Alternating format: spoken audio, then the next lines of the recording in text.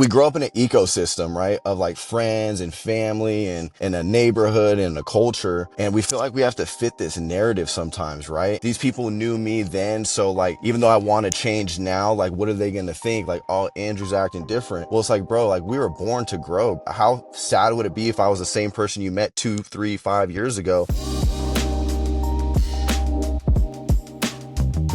Hey everyone, welcome back to Life Unedited, where we have real conversations with real people. Today I'm talking to my guy Andrew. Man, Andrew, I mean, as this show, or I guess you call it show, talk show, whatever you want to call it, goes, I like to use this as an opportunity to just get to know the people that I bring on better, like get to know them more personally.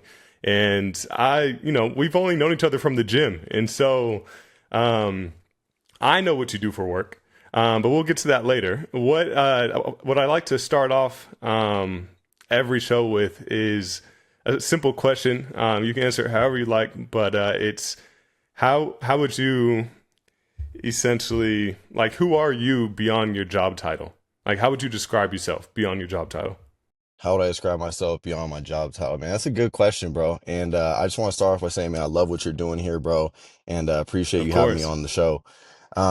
Who am I, man? Andrew's an extroverted dude, man. Like, I love to have fun. I love to travel. I love meeting new people. I love doing this right here, having collaboration with just genuine people, man. Outside of my work, dude, I'm a son. I'm a brother. Um, and try to be the best friend I can be and be a mentor to like the younger generation, right? Just trying to be who we needed when we were younger. You know what I'm saying? And just trying to move with as much authenticity as we can in life, brother, because I just feel like life's too short to try to fake being somebody that you're not.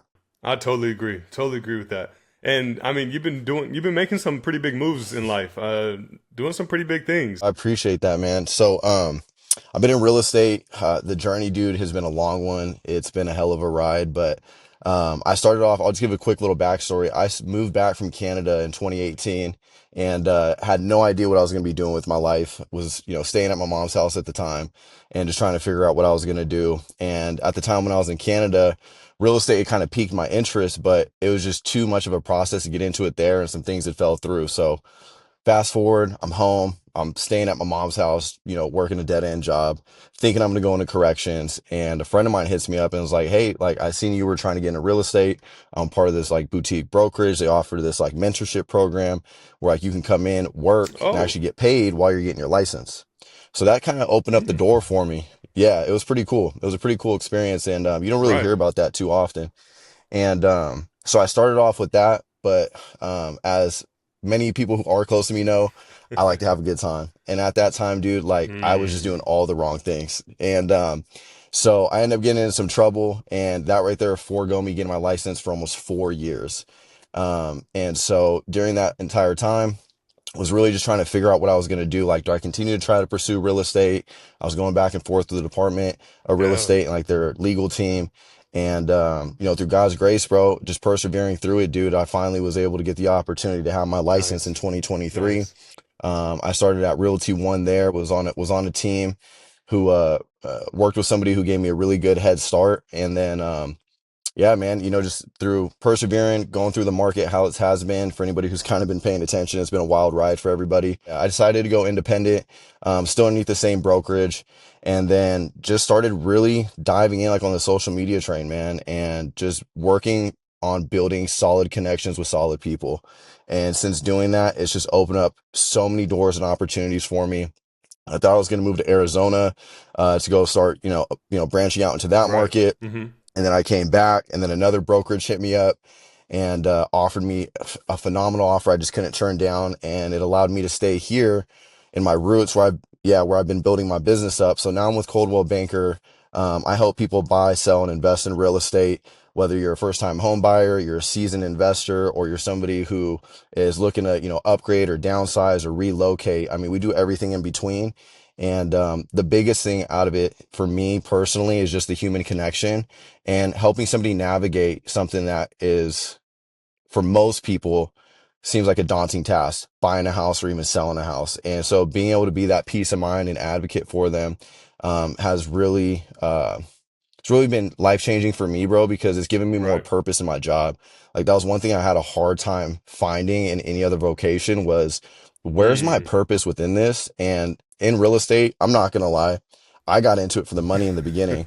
And then just through like my own journey and Hmm. personal development, I found out that the more value I add and the more intentional I was with supporting other people's goals within this vocation, the money came. That was a byproduct of me just being a good person. It's funny you said you got into it for the money aspect to begin with, because I mean that's the same for me with software engineering. I got into tech because of the money aspect. I mean, let's be real. Yeah, Most people get into their jobs because of the money, right? Like, a lot of people, like, 100%, dude. it's a lot of people think that they're gonna grow up to actually work their dream job, but that typically doesn't happen. And so the next thing after that is, okay, well, what can I do that I will somewhat like semi enjoy at least to then, but still make a lot of money, right? And Right. How that's many exactly why zeros I got come into with tech. this? Right, exactly. And how will it better my life? How will it better my family's life and people around me, and just skyrocket me, past that point and just into life in general. And so I totally get where you're coming from. I am envious of those people who are able to just walk into like their passion and like their purpose. Cause for me, dude, like it took a really long time to like get into that, and not in a bad way. Like, dude, if you find that, man, awesome for you, bro. I just Right. wasn't one of those people. I had, 30 different jobs before I finally got into real estate. And then even in real estate, there were so many moments where I'm like, I don't know, but here we are. Hey, right. I totally get that. I mean, I still feel the exact same way with being in tech. I'm like, like this. This isn't for me. Like, I enjoy what I do, but man, this isn't like my calling. This isn't something that I'm super passionate about. It's just what Right. provides me a good lifestyle, and I appreciate it for that aspect. But like, if Right. I could do something else, honestly, it would probably be just this: having conversations with people, growing connections, and helping people, whether Yeah. it's by providing information, giving guidance, or shouting out their business, right?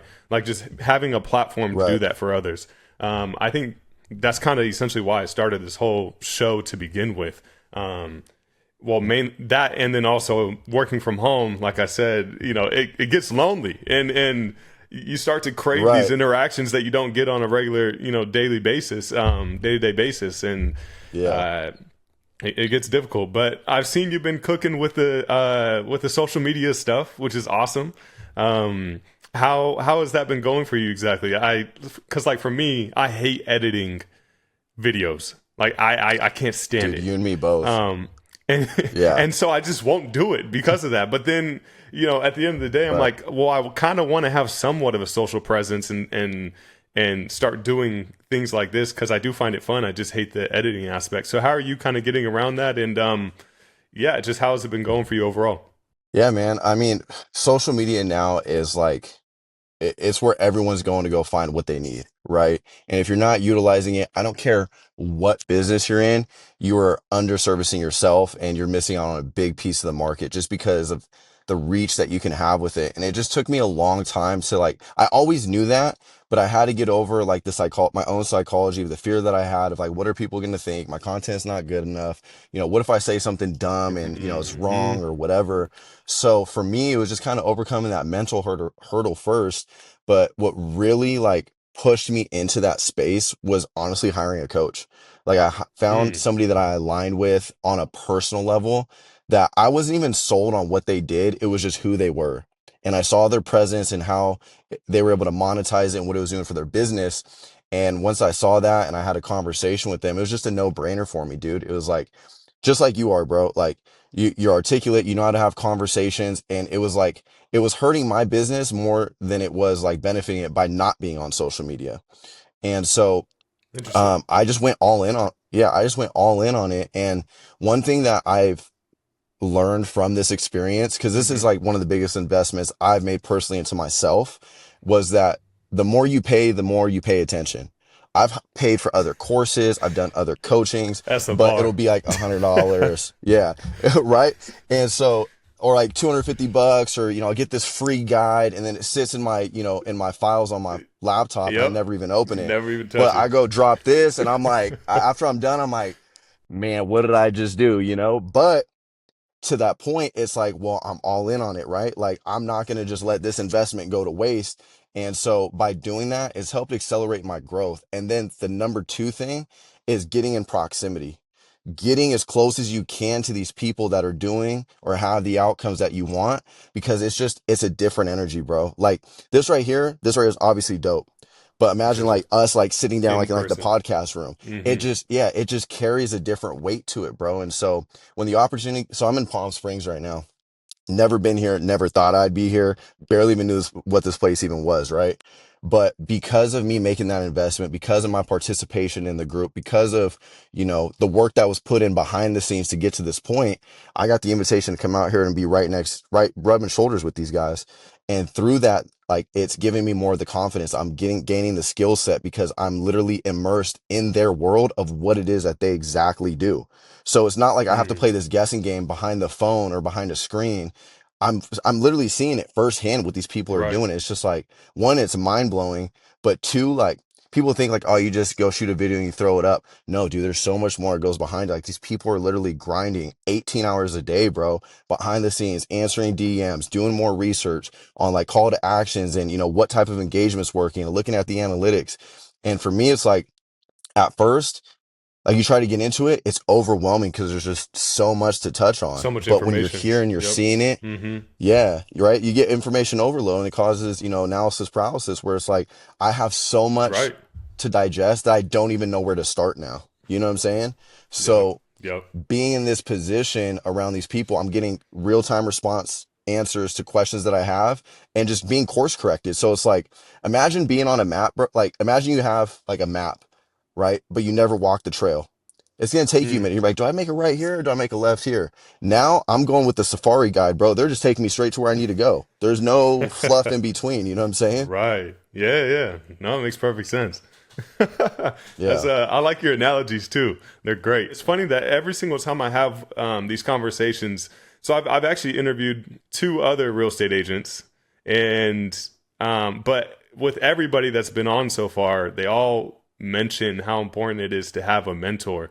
Um, and so for you, how would you say that has actually played out for you? Like, how important is it? And do you think that you would be in the position that you're at right now if you didn't have a mentor? Absolutely not. Absolutely not, dude. It's like, It's like being a blind man in the dark. Like, it's double worse, bro. Like, you're already in the dark when you're going into some of this stuff and you're going down, a new path and a new endeavor, right? Like, you never know what's around the corner or how to navigate the obstacle that's right in front of you. But Right. if you have a coach who's like outside the picture looking into it, like, they're shining the light on where you need to go and what you need to do.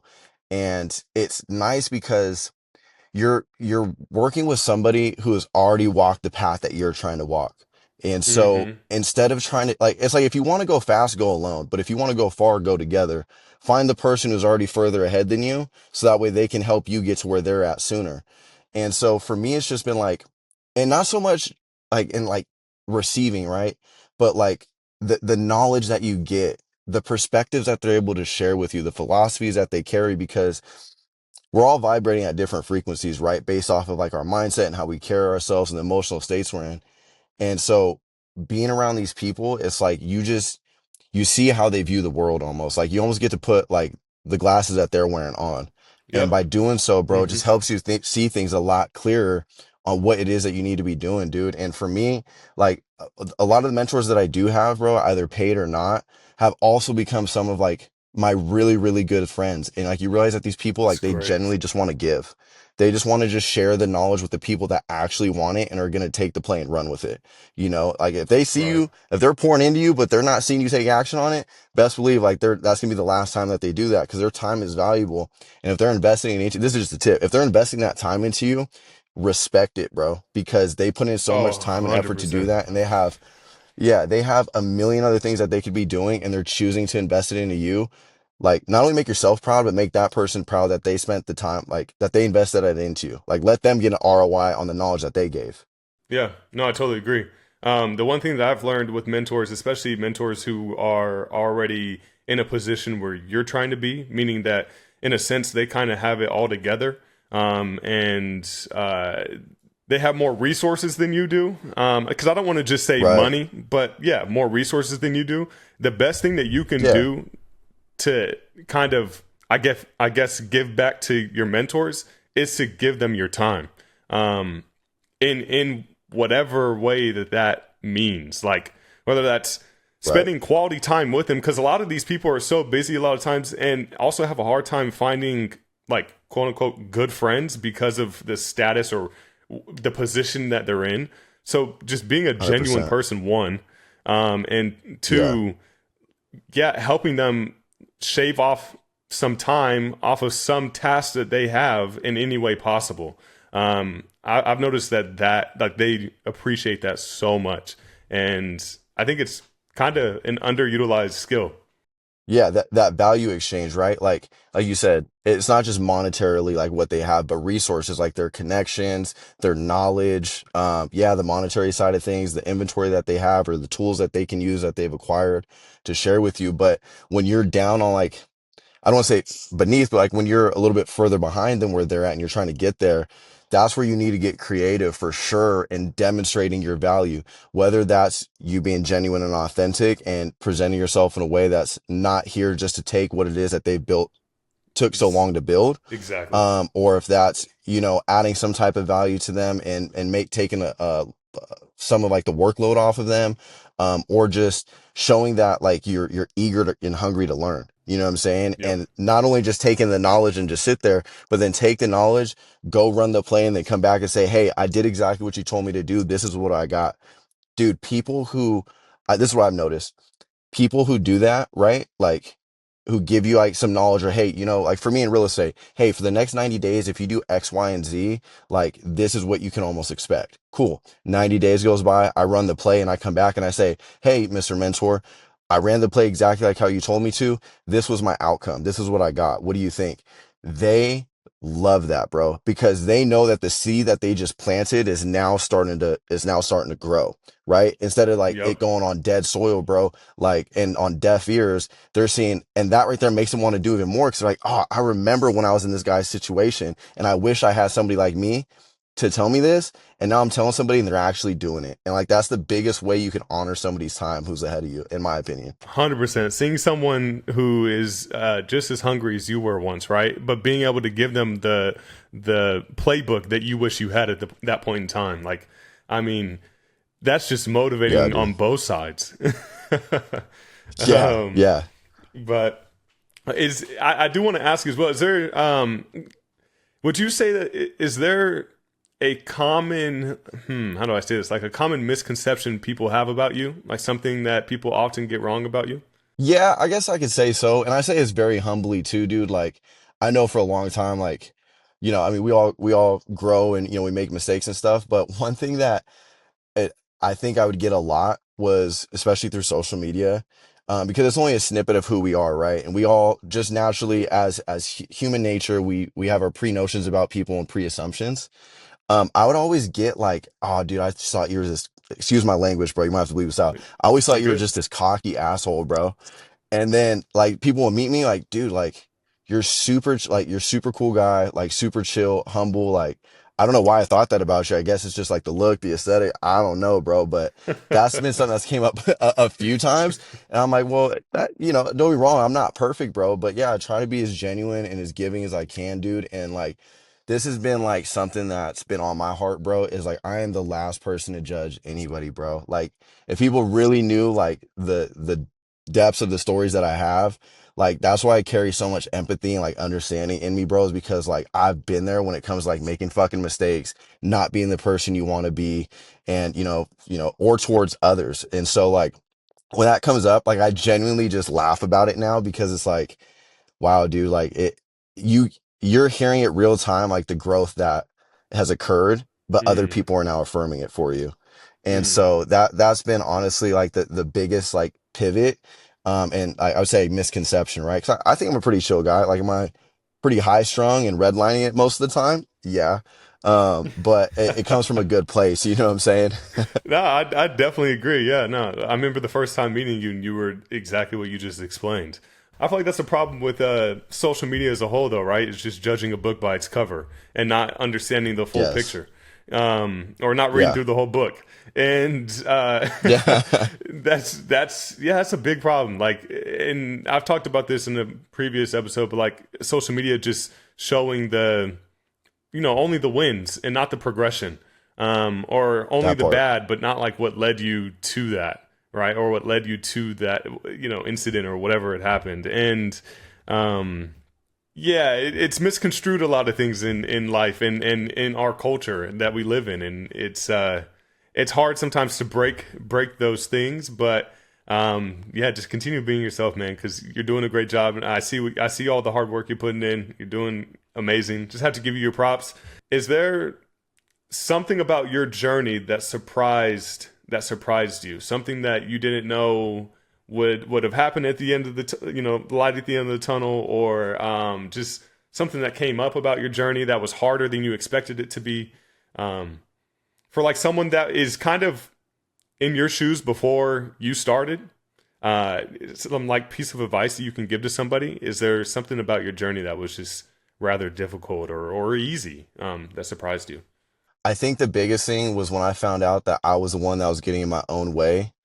And once I realized that and was able to put the ego and pride aside and be a willing learner, that right there is like when the floodgates started to open, right? Because I was the one that was holding myself back the most, and I was pushing all of that responsibility onto outside circumstances. And then I never had the control to change it because I was saying, oh, because of this or because of that or because of that person, versus saying, no, look in the mirror, it's you, bro. You're the one that has the ability to decide on what it is you're going to be doing, with who, where at, and Mm-hmm. for what reason. And so, once I took some time, bro, to like really look in the mirror, because like I just turned 30, right? And I was taking the last few years, right? For me, it's kind of been more Mm-hmm. of like a psychological transformation, just like in my physio or my philosophy of how I view life, right? And for the long time, like I was just in my own way, dude. A big people pleaser.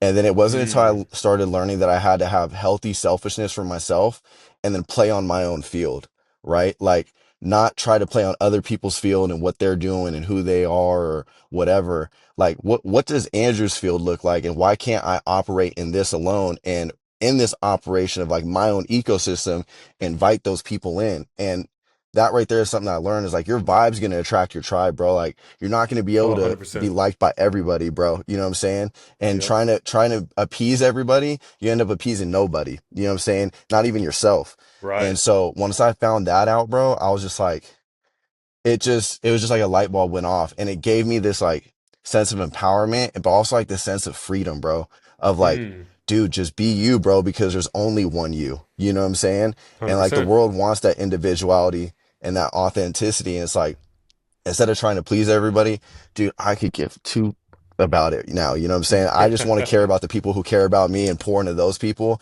And if like we don't vibe, it's still love. Like it's cool, bro. We can have healthy disagreement or whatever. Even if you don't fuck with me at all, like that's cool too, bro. I still love you. You know what I'm saying? But like you start learning who needs to be at an arm's length distance and who you can let in and who you want to pour into. But that's been like the biggest thing for me, bro, just getting out of my own way. 100%. Yeah, no, that's huge. That's huge. And just kind of a follow up on that, because you had mentioned it. Where do you think that pressure to be someone else came from? I think a lot of it is like just societal pressure, right? Like we want to, like we grow up in an ecosystem, right? Of like friends and family and a neighborhood and a culture. And we feel like we have to fit this narrative sometimes, right? And like these people knew me then. So like, even though I want to change now, like what are they going to think? Like, oh, Andrew's acting different. Well, it's like, bro, like we were born to grow, bro. Like how sad would it be if I was the same person you met 2, 3, 5 years ago and you're meeting That's them now? true. Like, That's and so true. so I think people, yeah, I think people get hung up on that. And it's like, you don't want to outgrow like your circle. But I was talking to my coaches about this. It's like, we all have a destination that we're trying to get to. And sometimes those destinations align, we're on the same path. And sometimes like they don't. And it's like two ships sailing out. eventually there's going to be separation that's going to happen if one person's going right and one person's going left. And it's not a good thing or a bad thing. It's just natural, bro. Like, we're not all on the same path. We're not all trying to go to the same place, and that's okay. But I think a lot of people, once they start experiencing like that lonely period, it's hard for them to deal with it. And so then they go back to what was Yeah. comfortable. They go back Mm. to what was normal versus just staying on the path that they're destined to go on, and then just keep going, Right. because eventually you're going to run into other people who are on that same path, bro. And you're going to have more commonalities in this new phase of life. Because once you start outgrowing people, bro, the conversations start sounding different. You can't even connect with the same people Oh yeah. sometimes how Way you different. used to, Oh yeah. because Oh, you're on a different level. You know what I'm saying? that's yeah. That's huge. That's a big one. That's something that I experienced personally in my journey of when I quit my job to then learn to code.